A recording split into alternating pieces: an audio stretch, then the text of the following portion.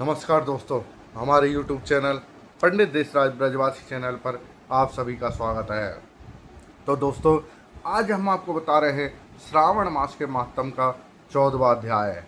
इसके से पहले हम आपको ये मातम बताएं, हमारे इस YouTube चैनल पंडित देशराज ब्रजवासी चैनल को सब्सक्राइब करें और बेल आइकन दबाना ना भूलें। लाइक और शेयर अवश्य करें। सभी को जय श्री जय श्री कृष्ण। बोलो शंकर भगवान की जय। श्रावण मास का हर एक दिन बहुत महत्वपूर्ण होता है, क्योंकि यह पूरा माह भगवान शिव को समर्पित माना गया है। ऐसे में नियमित शिव जी की आराधना करने से अत्यंत शुभ फल प्राप्त होता है। साथ ही इस दौरान सावन व्रत की कथा मातम का भी पाठ भी अवश्य करना चाहिए या सुनना चाहिए। ऐसे में शिव जी की कृपा प्राप्त हो सकती है। तो आइए विस्तार से जानते हैं श्रावण व्रत कथा का 14वां अध्याय है।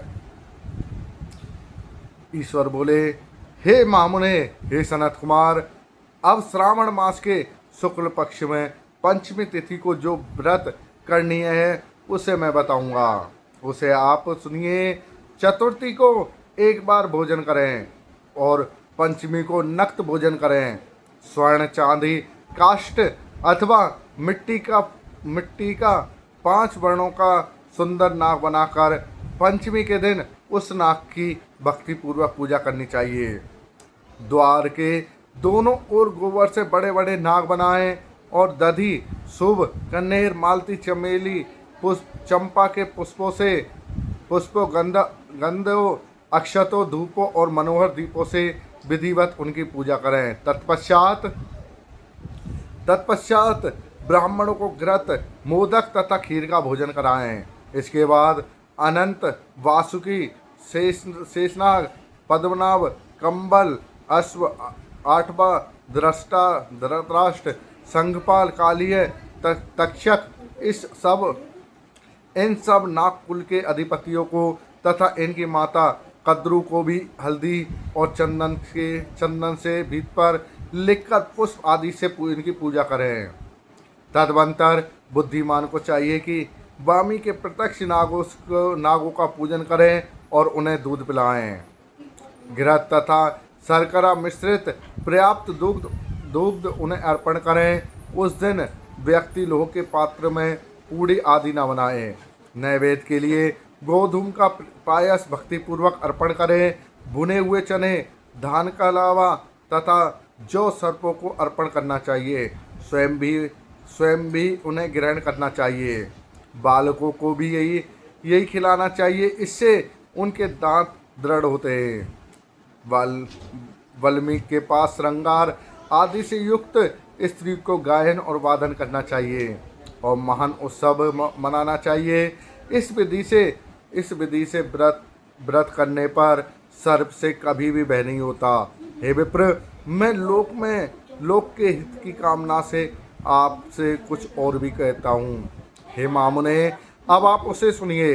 हे वश, नाक के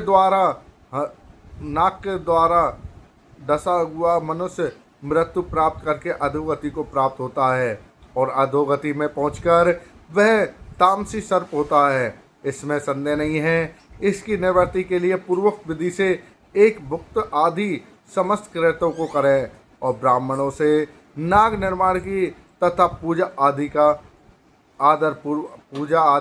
आदर पूर्वक करवाएं। इस प्रकार 12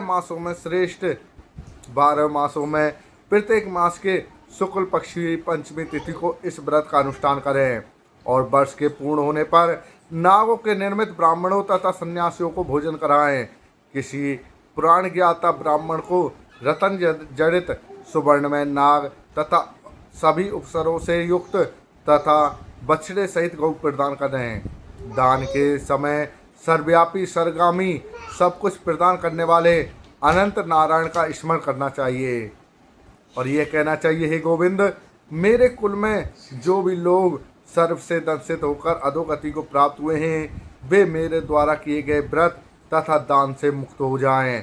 ऐसा उच्चारण करके अक्षत युक्त तथा श्वेत चंदन मिश्रित जल वासुदेव को समर्पित सक्षम भक्ति पूर्वक जल में छोड़ दें। हे सनत कुमार, इस विधि से व्रत के करने पर उसके कुल में जो सभी लोग सर्प के काटने से भविष्य में मृत्यु को प्राप्त होंगे अथवा पूर्व में मर चुके हैं, वे स्वर्गति को प्राप्त करेंगे। साथ ही हे कुलनंदन, इस विधि से व्रत करने वाला अपने सभी वंशजों का उद्धार करके अप्सराओं के द्वारा शिव सानिध्य प्राप्त करता है, शिवलोक को जाता है। जो मनुष्य वित्तशास्त्र से रहित होता है वह इस व्रत का संपूर्ण फल प्राप्त करता है।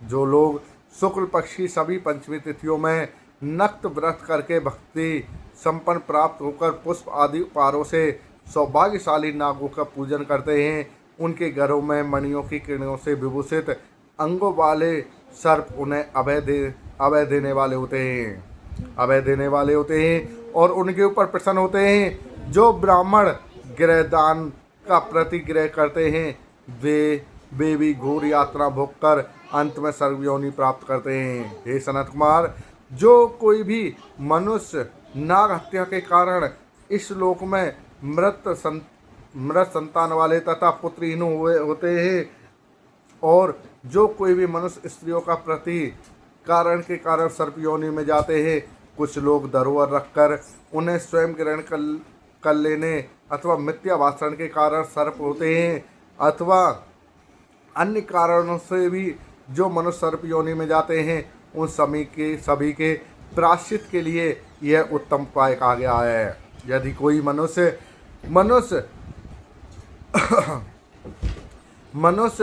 नाग पंचमी का व्रत करता है तो उसके कल्याण के लिए सभी नागों में अधिपति शेषनाग तथा वासुकी हाथ जोड़कर प्रभु श्री हरि से तथा सदाशिव से प्रार्थना करते हैं। तब शेष तथा वासुकी की प्रार्थना से प्रसन्न हुए परमेश्वर शिव तथा विष्णु भगवान उस व्यक्ति के सभी मनोरथ पूर्ण कर देते हैं। वह नागलोक में अनेक प्रकार के विपुल सुखों को भोग करके बाद में उत्तम वैकुंठ अथवा कैलाश में जाकर शिव तथा विष्णु जी का गण बनकर परम सुख पाता है। हे वत्स, मैंने आपसे नागों के इस पंचमी व्रत का वर्णन कर दिया। इसके बाद अब आप अन्य कौन सा व्रत सुनना चाहते हैं उसे बताइए। बोलो शंकर भगवान की जय। तो दोस्तों, सभी को राधे राधे, जय श्री कृष्णा। इस प्रकार हमने आपको श्रावण मास की मातम की कथा का 14वां अध्याय हमने आपको सुनाया है। इसी प्रकार से एक एक करके हम एक पूरे श्रावण मास